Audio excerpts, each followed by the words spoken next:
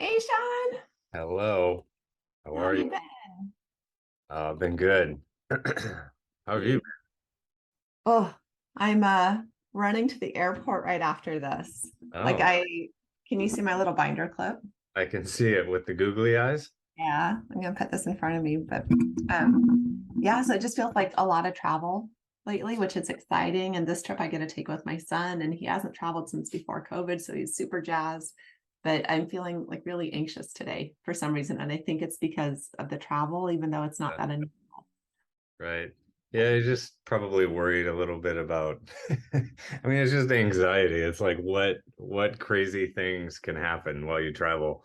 I mean, I'm in Seattle this week and was I in was wondering. yeah, I was in Disney a couple weeks ago, so it was like home for 2 days and been gone for a month. And we brought our service animal with us, and day one, no, day two, we got in Sunday night and Monday had to take him into the ER because, yeah, has like some liver issues or something. So spent like all day in the ER with him. Luckily, he's okay. He's got some medicine and stuff and resting, but it's like, damn, it's just crazy stuff, you just can't. That's life, though. You just can't plan for it. Yeah. How old's your son now? Isn't he like He is going to be 13 in 3 months.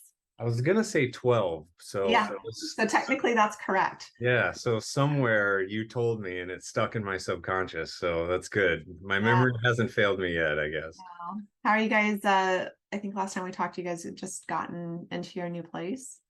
Is that possible? Um, no, we've been in our place for 2 years, pretty Okay. much like 4th of July 2020. Okay. So So you must have been like doing a renovation or something. I oh remember. yeah. Yeah, we were doing the full renovation for like 2 years during COVID, which I don't recommend. It's supply chain prices, workers, COVID masks. Yeah, it's Layered onto all the together time of COVID plus yeah, the stresses of a renovation. yeah. And then running a couple startups on the side. This is like a third startup, and yeah, basically got to May this year, and I was like, I'm done. Like I'm just done with everything. We're going to Yeah. Disney. That's it. I was gonna say more. Like, how are you serious done, or was it just a No, unfortunately not. We've still got like, the master bath and exterior paint, but like a lot of the big stuff is done. So that's cool. Yeah, but it's one step at a time, like rip it open, find new stuff. I mean, we've essentially replaced everything in the house. So like down to the outlets, like the actual physical things that you plug cords into, not just the faceplates. There's like you don't even think about it until you're going in manually because I was doing this. And I think I counted like 50 or 60 different outlets and switches.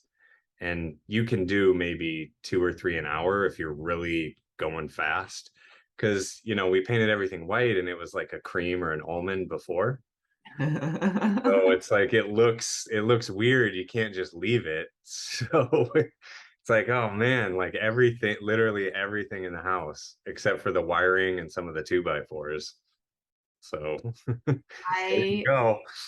I don't have a television, so when I travel, I love turning on the TV and watching HD TV. Oh yeah. And I was at a little league tournament last weekend, and there was a show on. I'm not going to remember the name, but it was basically where people had tried their own renovations, screwed it up, and then they bring in the show host, who's a Yep. contractor who helps, like, I'll fix it for you, and that would totally be me. It's best. I mean, it's good. I'm a renter.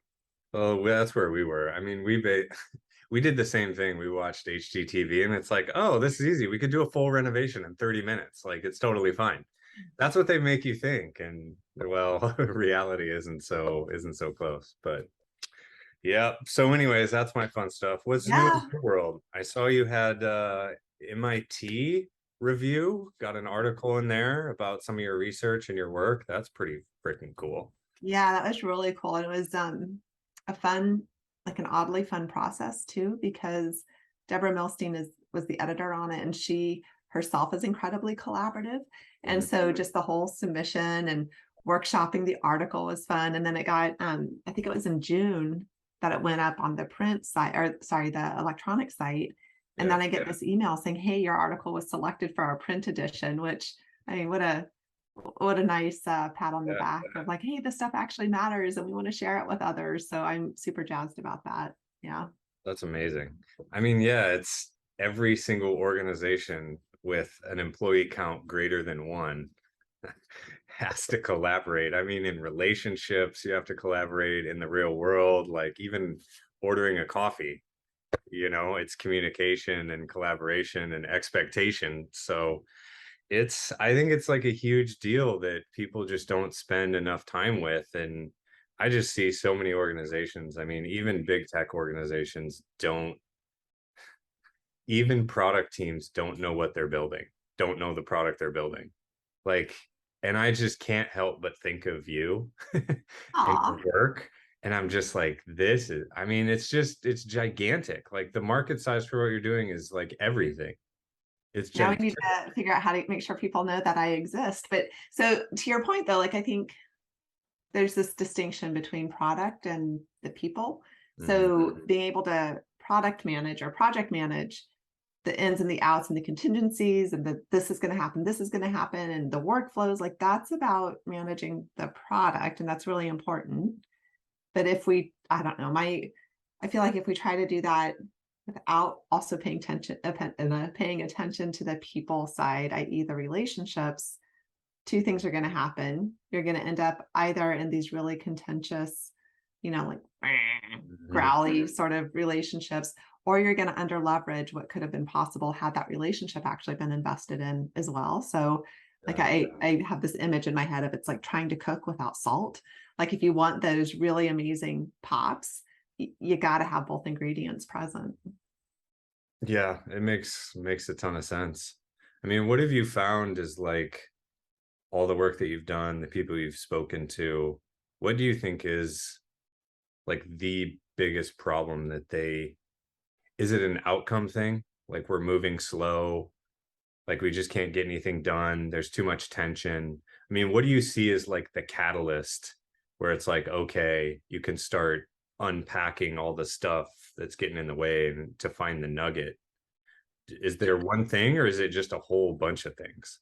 Yeah. And so what's coming up for me as you're asking that is I think it depends on if we're talking about an established team or a new team. So on a new team, I think one of the problems is racing right into the work and Yeah. skipping over some of that relationship development stuff. And it doesn't mean like, hey, we got to spend 6 months getting to know each other.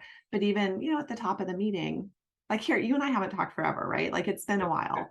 And I remember what we talked about. You remember what we talked about. And we just spent some time revisiting those things. And that's like really basic relationship building stuff. And the number of, I mean, I'm sure you've seen it too, like the number of people who skip right over that, or who you sit down in a meeting, a Zoom meeting, for instance, and everyone's like still paying invoices or sending off that one last email or checking their cell phone when really there's a moment here that we could be having and establishing the relationship, which creates this bank of trust to pull on when the project starts to go off the rails, when the timelines start to slip and things like that. And so I think skipping over that relationship building is one of the problems with new teams. And then with established teams, I think one of the problems is getting into what Leanne Davey talks about as conflict debt, where, kind of like a credit card, like if you don't pay off the debt, it just builds up and you're going to end up really paying for it in the future. Likewise, she likens that to conflict, where if we don't deal with conflict when it's happening, then it's just going to bite us in the butt later on, and that it's going to compound the impact of it. And so, not thinking like when struggles start to happen in the relationships, and they always do. I mean, I study this stuff, and the number of collaborations, I'm still like frustrated, but figuring out a way to actually clear that and talk about it and do the repair so that we have kind of a clean slate then to for the next project or for this big project to continue. I mean, some of the stuff you're working on, it takes years, right, to actually come to fruition. But I'm curious, like, what did on the other side, actually boots on the ground, what are you noticing? Yeah, I mean, specific for me, I don't know, there's like the enterprise market, there's like the S&P market or SMB, you've got like the Fortune 10 market, you've got like startups. And so for me specifically, I've mostly been in, I'll just call it high growth startups. And that can range from like a couple people to 20, 50, even to like a couple thousand, right? If you're a big public company. But it's the same sort of thing, which is speed is everything in the face of quality, relationships, doesn't matter. Like you see this in the market with the pump and dump hiring, like, oh, the market's hot, we're going to hire 1,000 people. And then, oh, like the market tanked in 2 months. All right, we're going to fire 2,000 people, which I hate. Like it tells me like you don't have control of your business and it's just bad management. But to your point, there's almost no time spent or thought spent in any of the organizations I've been in on relationship. I mean, there'll be some stuff sometimes at the bigger companies where it's like, all right, we'll schedule 30 minutes and then it's like a team workshop and we'll play a game over Zoom. And it's like, man, this is just like another meeting and it just feels like a waste of time when you've got engineers on a phone call all day and they're not even writing code. And it just becomes like these never-ending Zoom meetings. So it's like finding a way to do this is very important. I agree with you. And maybe what you said is like the secret to the whole thing, the key unlock is like, it's just like the first 5 to 10 minutes of any meeting, like you just catch up with one another. But the other half of what you said, which was conflict resolution in the moment, real time, in situ, I think that's very hard for people. I mean, I've struggled with that over the years, and you just sort of let it build and you just like let stuff go because you're like, yeah, whatever, it's not that big of a deal. But that debt, that conflict debt you've talked about, I mean, that's just even in interpersonal relationships, it can come up too. So it's super valuable, not just in the workplace, but yeah, you almost have to nip it in the bud as soon as it comes up. Otherwise, it's really bad. Like you got to schedule that next call, you got to send the message and like, hey, we need to talk about this thing. And this is a weird, I'm going to take this to a weird place for a second because this is what it reminded me of. I love weird places. Let's go. Yeah. It's like, I don't know where I saw this. It's some weird social media post on like Pinterest or, one of these like principal things you see on the internet. And it was like kings and queens turn towards conflict and other people turn away. And it's like, if you want to be a leader, if you want to be successful, you just have to deal with that uncomfortableness and become comfortable in uncomfortableness and turn towards the problem, turn towards the conflict, turn towards the issues or whatever, in good or bad situations, and then just contend with it in the moment. Because, yeah, I think that credit card debt analogy is really spot on. Because, There's yeah, I was just going to say that I want to pick up on something you touched on, which is that it's true in other social relationships too.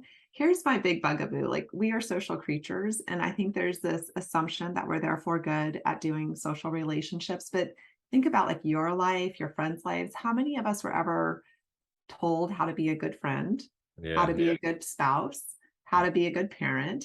Like most of it is learning on the fly, and we just kind yeah, of assume you either are good at it or you're bad at it, you sink or you swim.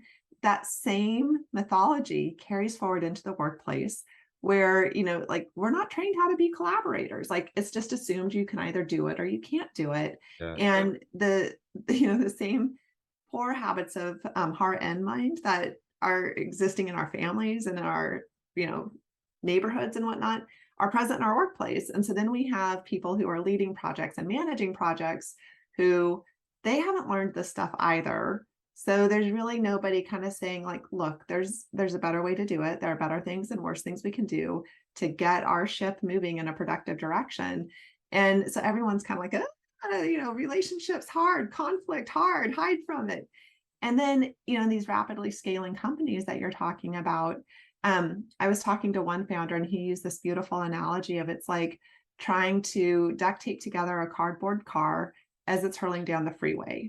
yeah, And there's no time to be like learning about someone's interest and their hopes and fears and dreams, or like, hey, you looked a little, or that barb someone threw at you at the meeting. How you feeling? That landed kind of weird with me. You want to talk about it? Like, who's got time for those conversations when there's a deadline and you need to, demonstrate this KPI and this one right away. And so it's like, I think, shoot ourselves in the foot by kind of sweeping that stuff under the rug, both because we're uncomfortable with it and it feels like there's no time for it. Yeah.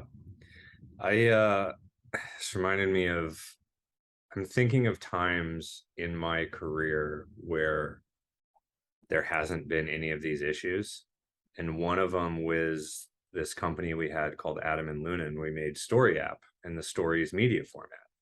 And it was a core group of us, and we had met in New York, and we ended up connecting just on almost like philosophy, and like the things that we liked about the world, the things we didn't, like why things work a certain way. Like one of the things, we went to Central Park and we sat there and we looked around and we're like, you have every man, woman, child, culture, sex, I mean, it's literally the tapestry, animals, dogs, horses, right? And like everyone's getting along. There's no conflict. Everyone's happy. It's like stroll, it's calm. And you're like, what is it about that thing that engenders this? And I think there's like a deep care that was there. And this was over a decade ago. And we're still like very close friends. We called them family reunions, and we would get together at a place like every year, this place in Juniors called Brooklyn, this place in Brooklyn called Juniors. I know what you meant. Yeah. And we still have a text thread, the group thread, that's been going forever, and we're still very close and support each other. And it's just like, I don't know, it's like this really, like these puzzle pieces, they just sort of fit together, and then it's like, okay, these are my people.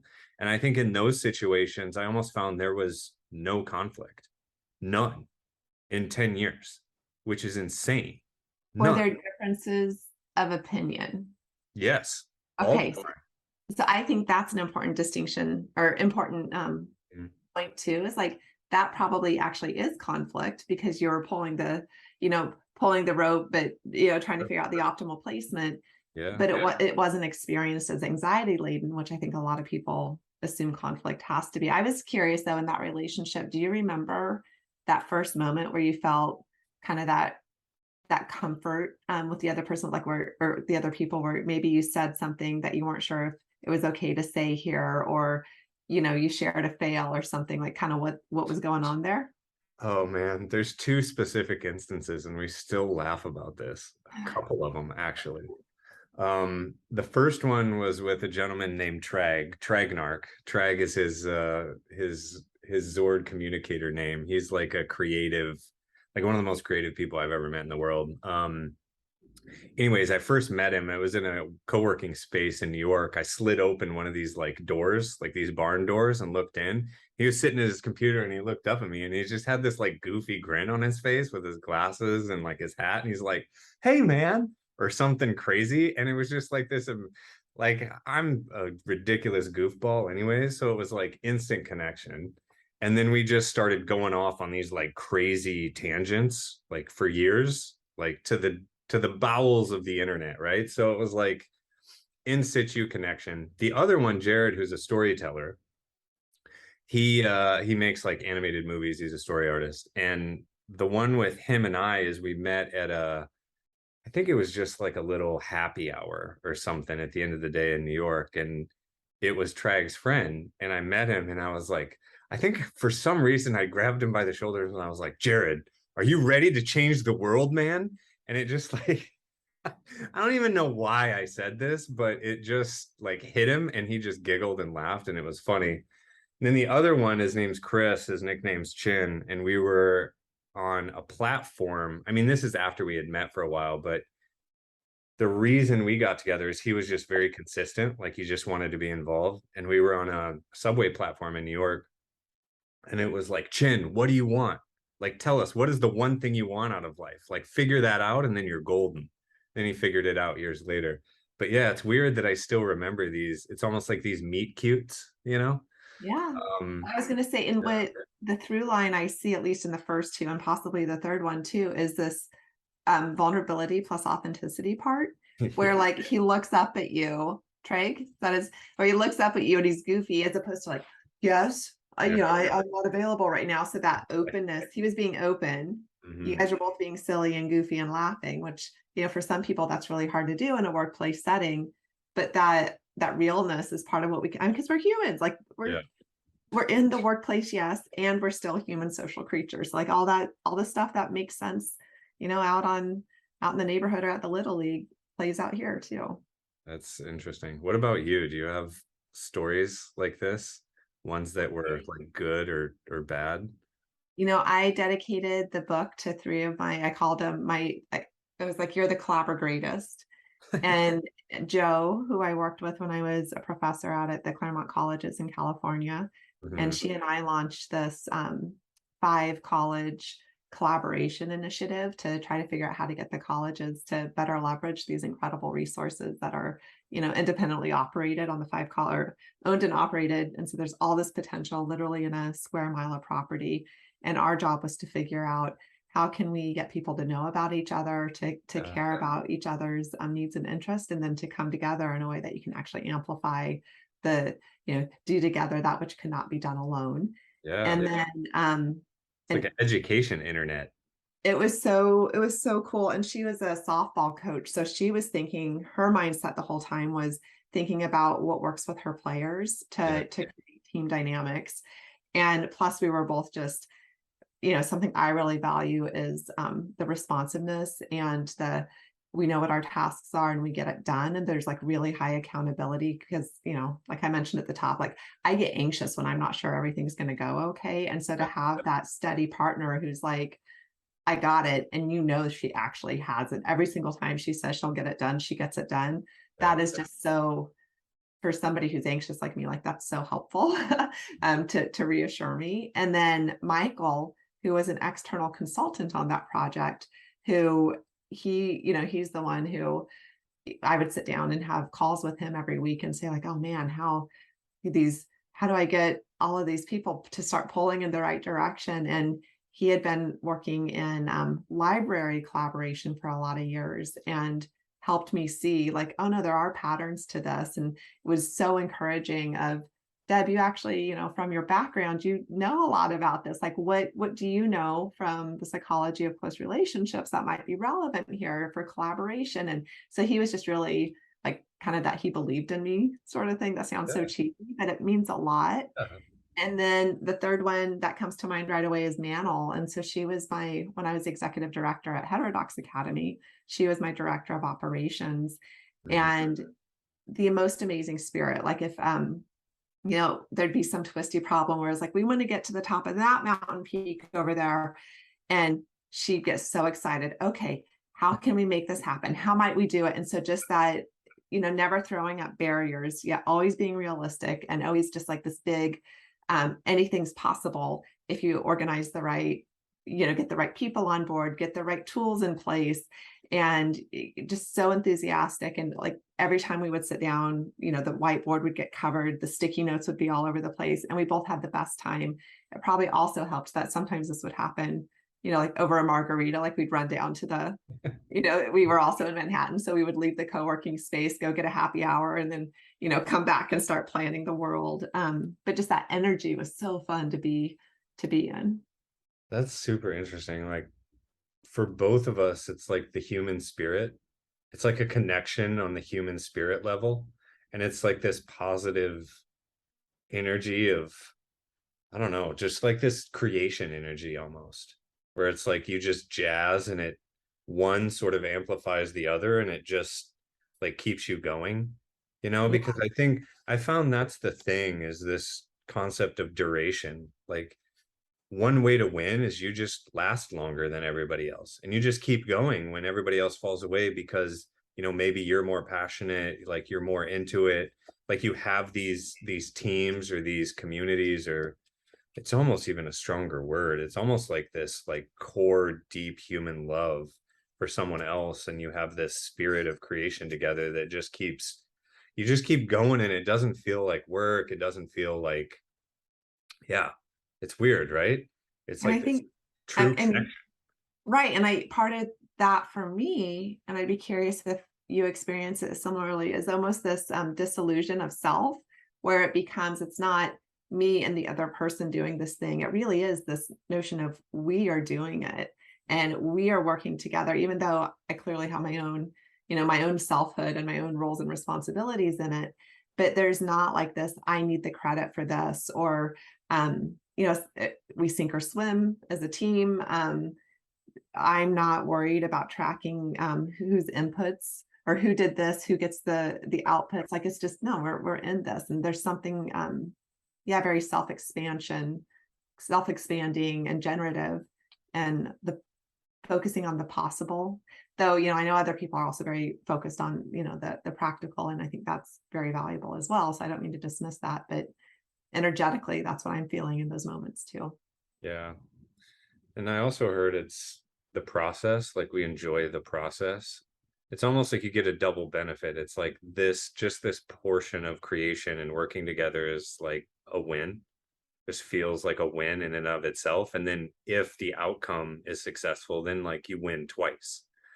And I think maybe part of it too that gets in the way of this collaboration thing. I mean, you know more than I do. I'm just sort of playing around the edges, but it's this idea like, oh, I work on things I hate to make money. I need to spend on things I don't want, kind of thing. So like if you are showing up and you just don't want to be there and you're just angry because you don't like what you're doing or you're whatever, like it makes it very, very difficult to enjoy that process. And I think the collaboration becomes harder. And then I think burnout too.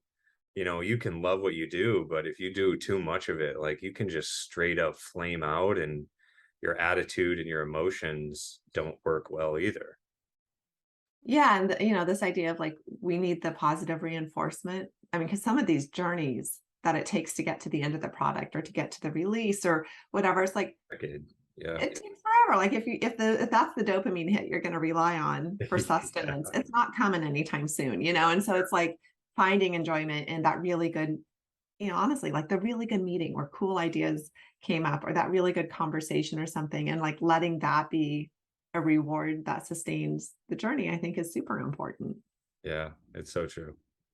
I And of course, no, go ahead. oh, sorry, I was just thinking again about in all of our project management softwares, and like we've got all these tools to help keep projects straight, and we have all these different kinds of processes. So whether it's, we're using agile, we're using waterfall, whatever. So like we've got processes and tools down, but where in our, like if I'm sitting down to do a great big project plan, Mhm. where am I putting the people? So we've got the people, the tools, and the processes. Like, are we investing in all of those for the Mhm. health of this thing that we say is so important? We're going to hire the thousands of people to Yeah. make it happen.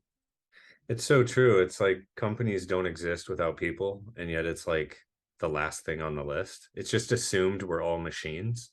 Yeah. It's like this gigantic assumption that we all just agreed and accepted and like signed the legal document. And it's like, well, no, like this feels bad.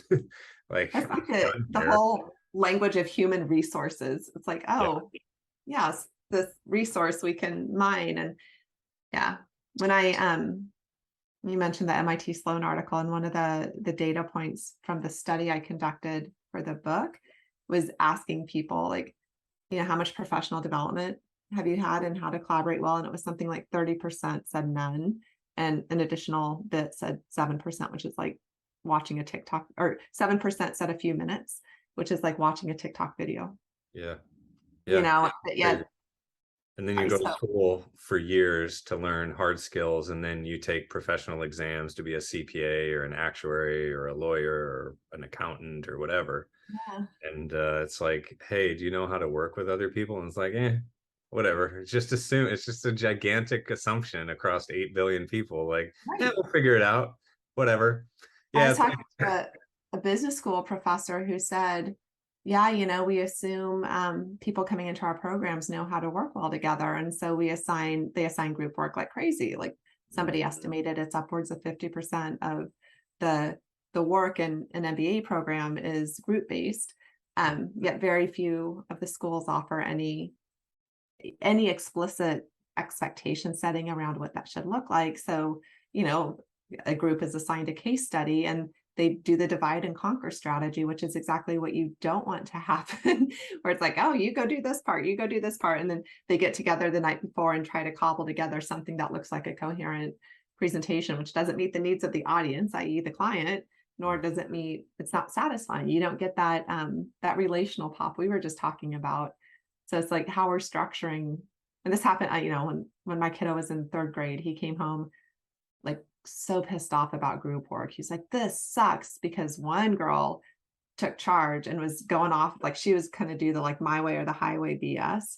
These other kids started to form their own group, but then one kid decided he wasn't going to do anything. So they had free rider stuff in third grade. So like starting really young, it's like we just say, oh, group work good.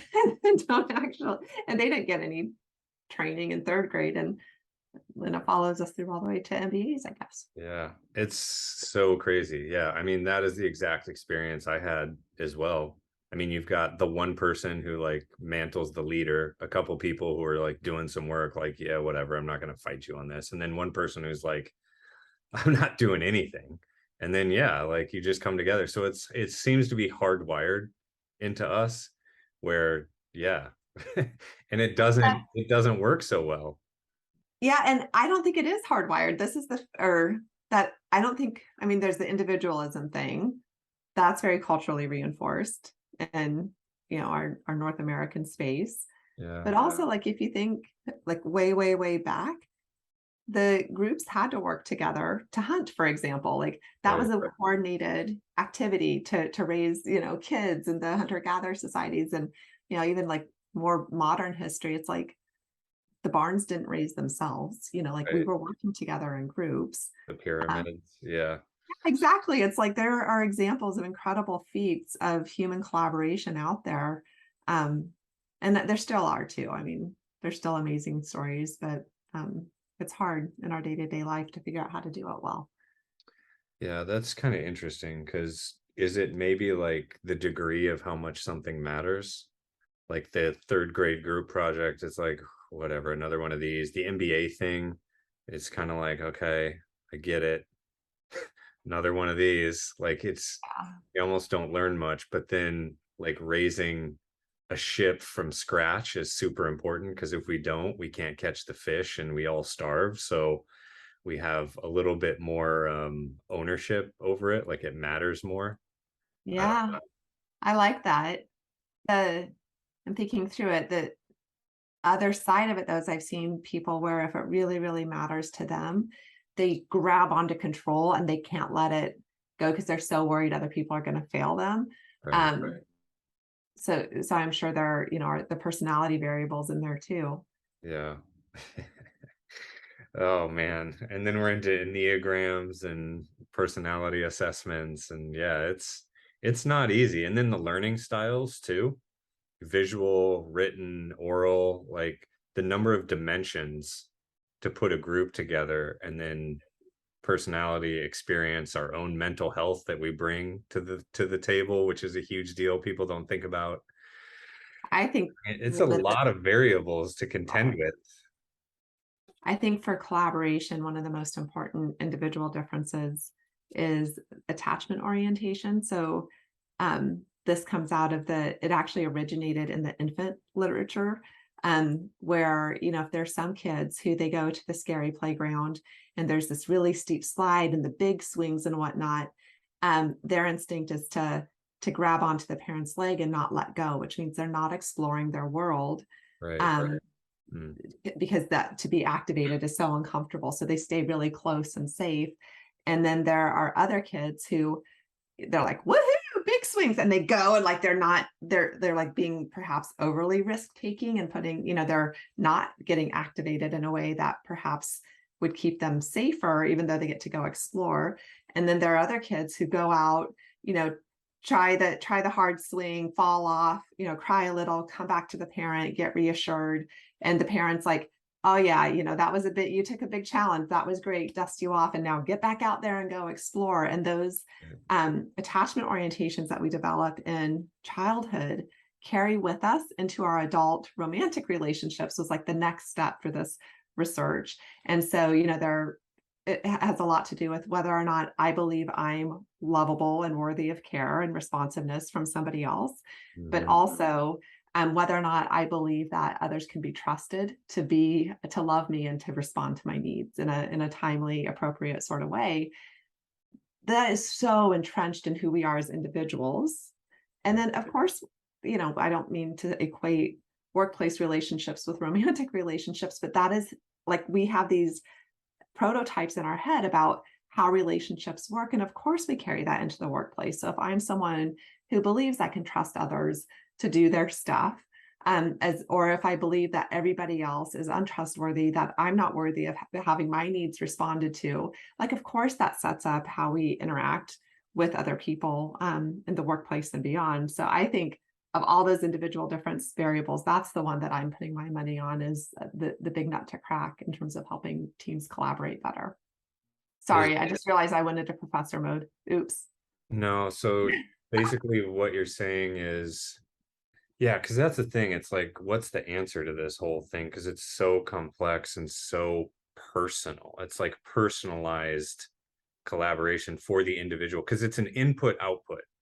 So it's like how I see the world versus how then I communicate and interact and how that is then received by the other person. And it's like we have no, I mean, I hate to even say this, but I'm just going to do it. Like this AR thing above all of our heads, like like I have a real anxiety about love me. And so I need that. Or like I have trust issues, right? Like a Drake song or something. And it's like, okay, I see where your anxieties are. I'm gonna like overstep in this area to make sure you feel comfortable. And like, and then everything's fine. Like we're all gonna, it's all good. Like everything's good. Like everything's okay. The world's gonna be fine. We're gonna wake up. It's gonna keep spinning. But yeah, it's like it seems so complex and such a big nut to crack, especially in a big organization that I feel like people just they give up and they throw their hands up. It's like, I mean, I'm even looking at this and I'm a relatively intelligent dude and I'm just like, I don't even know where to start. Yeah. Like Yeah. what? I mean, does your book go into this? Like how, like what, where do we start? Where, Yeah. what's step one here? Yeah. Can I say also, adding to the complexities you just mentioned, are these issues of individuals collaborate with individuals, but Yeah, then departments are collaborating with other departments and yeah, divisions with divisions and companies with companies. So, like, what makes sense on one level doesn't necessarily scale up to these other entities. And then it's like, but still, even if you're talking about an institution with an institution, there's still likely some people involved who are trying to collaborate with each other. And so like it's messy. But to your question of where do you start?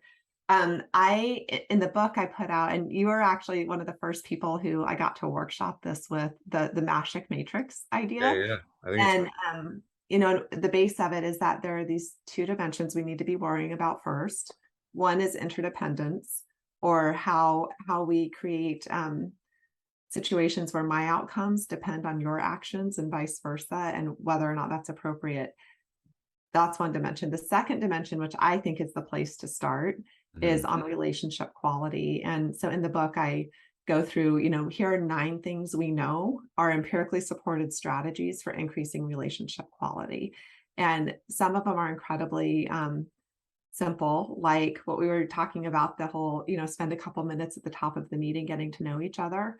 Mhm. And it has to do with self disclosure, that we like people who we actually know. And so one of the obligations I think we all have is to actually talk about ourselves.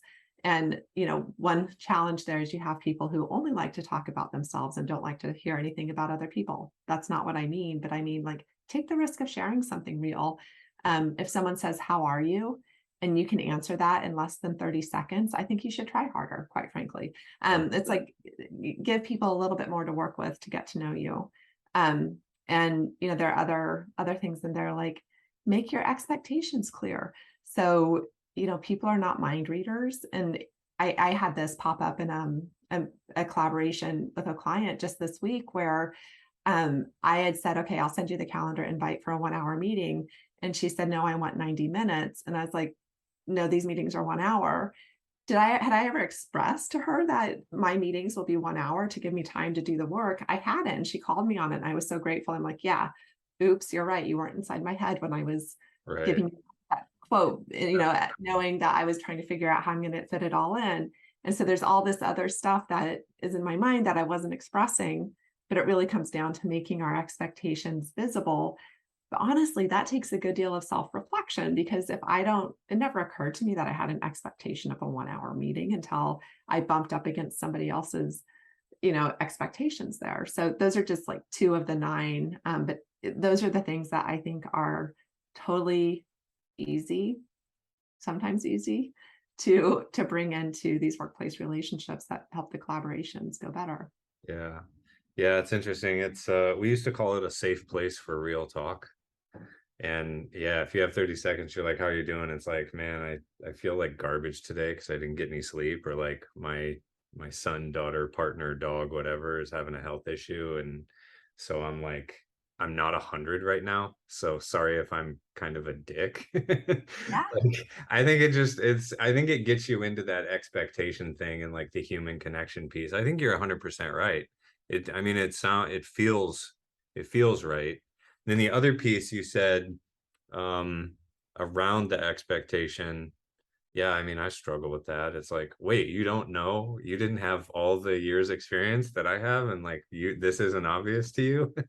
Well, and Like, the one, you just gave where, your service dog had to go into the ER and is having a liver issue, like to yeah, drop that as a piece of context that, theoretically say that had just happened. And I saw you looking at your phone during our meeting.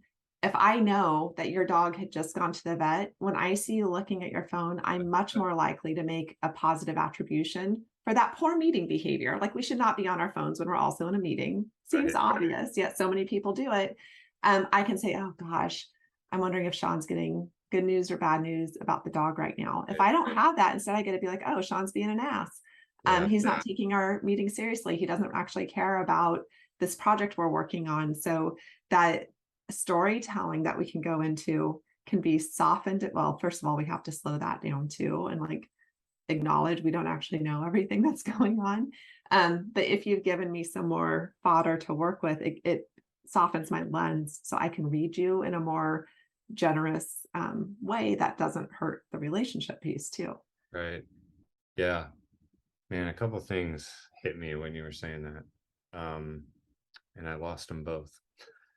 I know what it was. So, it's kind of like at the beginning of the meeting, you'd be like, "Hey, I have a hard stop at the top of the hour or in 30 minutes." I mean, it's just a simple thing. You set an expectation at the start of the meeting. So, I feel like what's an easy way to get people into this? It's just like thinking about the stuff we're already doing that's so rote, and then just taking it one tiny little bit step further. And it's like, okay, what's the other expectation that I have? Well, on this project, the expectation is a week, and I know it's like something that should take a month, and we only have a week, and it's going to have to mean like work over the weekend, and you just have to acknowledge it. And it's like, damn, okay, well, is this something you want to sign up for? Like, we just have to talk about it.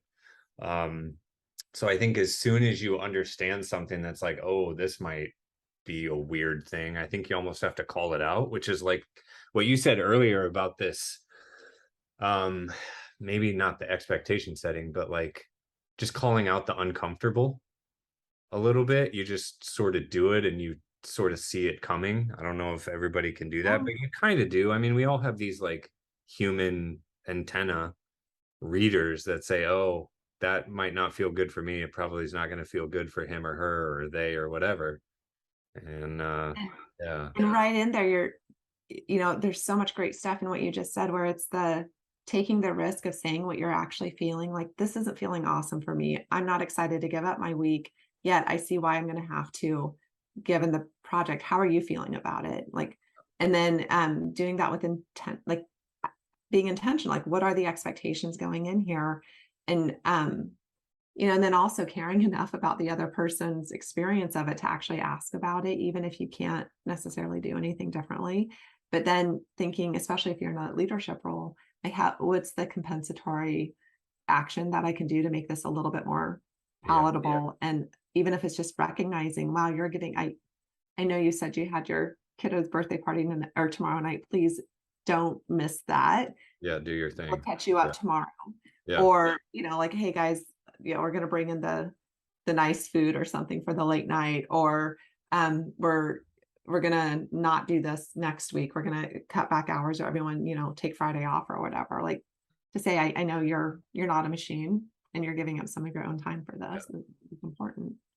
Yeah, I think, and what I've experienced, I think there is, maybe it's changed over the years or just the folks I've worked with over the years, but I feel like this whole life come first thing and work come second. Like if you don't take care of yourself, your health, like you don't go to that doctor visit, you don't take care of your child, resentment forms, like you can't do good work anyways. And I feel like that has been recognized and is acceptable, especially in today's world. It's like, okay, take care of yourself, do what you need to do, you can catch up later. I mean, especially in the remote work world too now, where it's like, I mean, and working on the internet. I mean, internet time is 24/7, 365. It's like cryptocurrency trading. It's like it's never off, and we're on phones, and it's just going to keep being that way. So like I've been in the situation where I just completely didn't do anything for myself and everything for the org or the business or whatever. And like it's that debt that essentially comes due. Like the bill always comes due. So it's like better to take care of it. And I found most people are very reasonable about it too, because I think if you give that sort of leeway or just human aspect to them when you need it, it's also there for you. And it's like, it's really not a big deal. It's like, what, 2 hours a day in the infinite game of business, which will go our entire lives and far beyond. It's like, it's not even a blip. It's like Yeah, a it's like single that whole vibration. put your own oxygen mask on before trying to help others thing. Like, we're better able to do our thing and to be there for our collaborators, our colleagues, if we're feeling at least something toward whole. And Yeah. then the idea that if the shock absorbers are spent, then at least for me, like if I'm tired or hungry or stressed out, I'm so reactive. Like that's when I'm going to jump down somebody's throat, Yeah. and I certainly have no intention of doing that, but I don't absorb Yeah. stress, that's kind of stress very well. And so I know that about myself. So when I notice myself getting, growly, Yeah. I keep, like over in the corner, like the bowl of fruit, the snack bars or whatever, so I can at least get some calories in and Like not in be, there. I know, not be a total jerk. Um, but it's hard because again, it takes self-awareness, and it takes deciding that those signals, whether it's that our body is sending us our stress levels, that those are valuable enough to pay attention to, that, we're valuable enough to invest in for ourselves, for others. And Yeah. it's true, I think, going back to families too, it's true in families too. Like if you're the parent who's always is sacrificing your own social time or your own dinner preferences or your own temperature that you want the room in or something like that, then that's a lot of give without really nurturing the self either. I agree. I think it's like, how close are you to hair trigger mode? And because everyone's been there, and when that trigger goes off, it's not good for you or anybody else. So you just got to find a way to pull yourself back from that hair trigger. And like I mean, it's like burnout. You know it. You know it when you feel it. Like it's there. And yeah, like if you haven't laughed in like a week, like you're close to hair trigger mode. Like it's yeah, yeah. That sounds So like a good listicle. If you haven't laughed and yeah, over your clothes, like if yeah. you've got, more than 4 dishes piled up on your desk, you're close to hair trigger mode. God, yeah, that's so real. It's like coffee cups and dishes. Like if you look around and it's just like mayhem in your workspace, it's like, okay, time to step away. Um, so yeah, the one thing, I mean, I don't know if you're comfortable with this, but like afterwards, when I like put the show together or whatever, I'll like include an image or whatever. But the one thing that stuck with me that you showed me the last time we talked about just a specific sort of situation we were contending with at a company I was working with. But I remember this one image. It was like a one pager you had, and it was like the brick wall and like the circular, and you can't go backwards. Like Yeah. if there's one I can include in the show notes or one that you feel very strongly about, that would be amazing. And then we can like link out to your book as well. Because for me, that was like such an epiphany. I don't know if you can talk about it very quickly, but like it was a one-way door. And once you go through that door, you can't just turn around and walk back through it the other way. You have to come all the way around again. And so, and that's like this collaboration piece. And like, if you mess it up in that moment, like you are on this long loop, which like slows down speed. It impacts your ability to execute the business and in the market. And like, that's like such a critical thing. And I feel like this is the problem with like human capital and the soft and the touchy feely stuff is like, the only way to make people understand it is like you got to hit them through the eyeballs with like, this is impacting your ability to execute a project, and this is costing you millions of dollars, because the minute this happens, you're done. Like you're done. And the best people are lapping you in these moments, and they're lapping you because they figured it out, and meanwhile you're just like stuck in quicksand and Yeah. you can't get out of the loop. So No, anyway, this is where, so, collaboration is absolutely a competitive advantage because it means that when your team's working together well, everything from your timelines to your bottom lines are going in a favorable direction. Plus, like you're not going to have all of the rehiring costs because when people are in shitty collaborations, they're super stressed out and they're carrying it home. So my data showed that people who have these high quality collaborative relationships, their mental health is better, their job satisfaction is better, which means they're not a flight risk, and they want to collaborate more. They want to do more of this stuff than the people who are in the crappy collaborative yeah, relationship. So yeah. super important. But the matrix you're talking about, so we started to talk about it, but I wasn't sure if I should go into the whole system. Happy to send you, because that's what the book is all about. But I can send you that image from the book. It's not there's no brick wall, but I left a thick black line. Okay. But I'll describe it so people, should I describe it as though they're actually looking at it right now? Yeah, I think so. Yeah, yeah. Because here's why. Because I think accessibility is very important to me, which is why I do image, video, audio, text. So Excellent. there's some people who can see, some people who can hear, some people who can't. We all learn differently. So yeah, for those who aren't able to see the image, please describe it as if they Awesome. could. Yeah, yeah, I love that. So imagine on the horizontal axis, we have interdependence, which is the extent to which our outcomes are mutually dependent on each other's behaviors. So whether I like it or not, my wagon is hitched to your horse and vice versa. yeah. So, if you screw up, I get consequences, that sort of thing. So Yep. that's interdependence. And then on the vertical axis, we have relationship quality. It very simply just goes from low to high. And this sounds like the most simplistic definition, but if you think your relationship is going well, you've got high relationship quality. It's totally a subjective evaluation. So you've got these two dimensions, and like every business model, imagine it's a 2x2 space. So if you imagine the top right hand quadrant where you have really high interdependence and really high relationship quality, this is where magic happens. This is where you get, the glitter encrusted unicorns flying through the sky, where you're going to work with somebody who you trust, who, they know their stuff, that when they touch something, they do good things with it. They follow through on what they say they're going to do. The quality of the work is great. So you have this high quality, high interdependence magic. In the quadrant over to the left of that, so now we're talking about the top left quadrant. So we have low interdependence, high relationship quality. These collaborative relationships are, I call them high potential, where you've got the right ingredients to add that amplifier of interdependence. But right now it's just kind of fun. We like hanging out together. We have fun when we're together, but the work isn't necessarily as complex or as interrelated as it could be. And the group is probably ready for it. In the bottom left corner now, so I'm working around, in the bottom left corner now, you've got low interdependence, low relationship quality. So this might be like the person who you see once a week for that one meeting project. You don't know them, you don't care about them, they don't know you. It's like whether they go and put that in Times New Roman font or Calibri font, it doesn't really matter to you. It doesn't have any bearing on the stuff that you're doing. So that's just kind of like, meh, like who cares? It's not really much of a relationship at all, actually. But the really interesting one to my mind is in the bottom right corner. So you have really high interdependence and the relationship quality is in the gutter. So Yeah. here is somebody like, I don't like you. I don't trust you. I think you're a bossy boss, like you're a jerk. And everything you do hits me. So that, like, if you don't do your stuff, I'm the one taking the heat for it.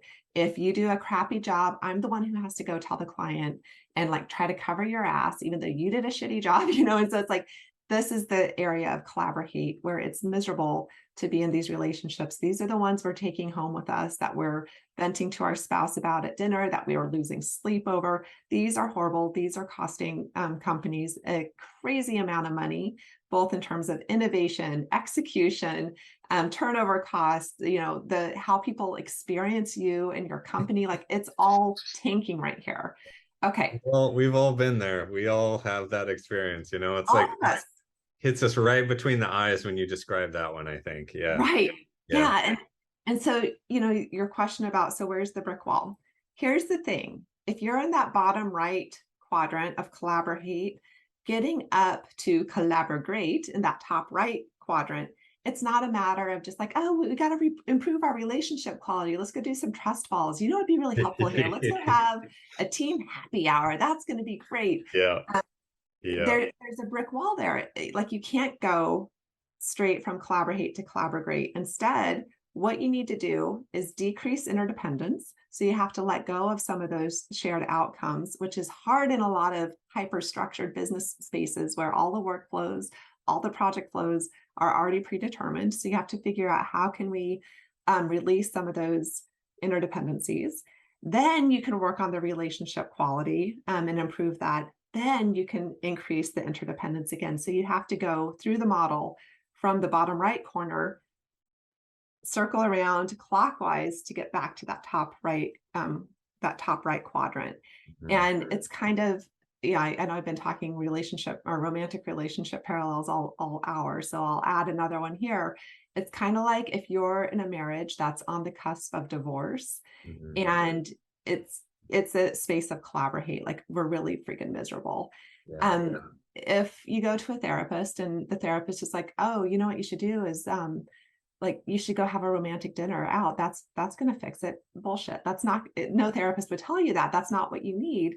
This is where, if the couple has the resources to do it, typically there's a separation, like they physically move out, or like one person moves to the basement and the other person, stays up on the first floor with the kids or something like that, i.e. they're separating a little bit, they're Yeah. reducing the interdependency, then they're working on the relationship quality, the better understanding each other's expectations and assumptions and needs and wants and hopes and fears and all those sorts of things, getting solid there on relationship quality, and then bringing the couple or the family back together again under, literally one space. So there's a parallel in terms of how we repair relationships in the non-work world that can be really useful when we think about how we repair and build our collaborations.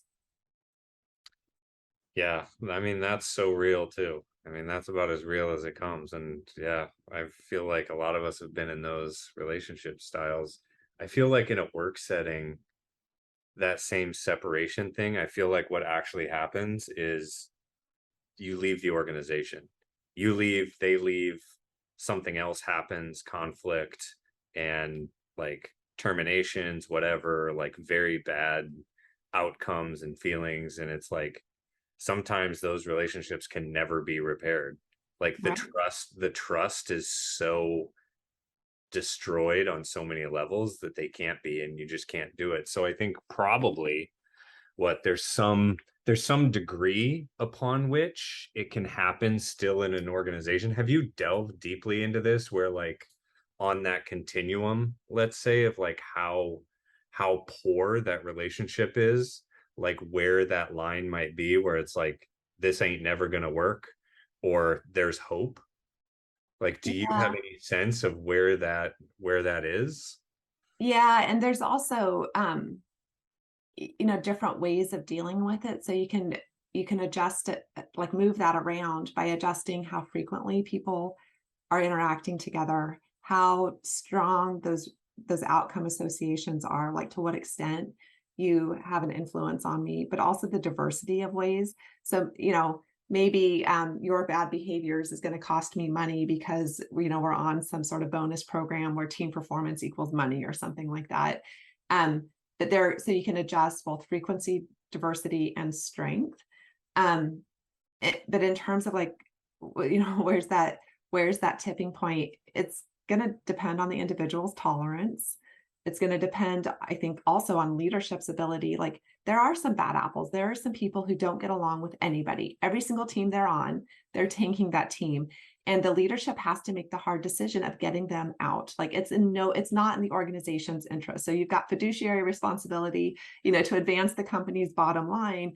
And if you're allowing somebody to stay there who cannot play well with others, that's to me, that's unethical. It's like, you've got to figure out a way to get those people transitioned out, and do it in a humane, supportive way. But if it's tanking everybody else, coming in with some interventions, some kumbaya is not going to help. Yeah. Yeah. It's like the cancer. You have to remove the cancer from the organization. I'm sure many of us have come across those folks. And I've also seen that especially difficult is when those people are incredibly high performers and producing like significant results that impact the business in a positive way. Then what do you do?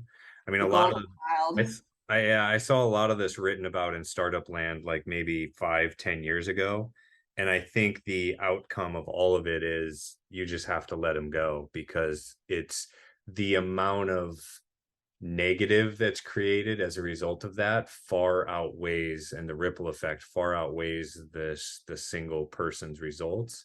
And then the other piece of this, as I've talked to some other folks, is like the superhero syndrome, where like some people feel like they need to be the superhero, fly in, like be the magic fixer, fix everything, and then fly out.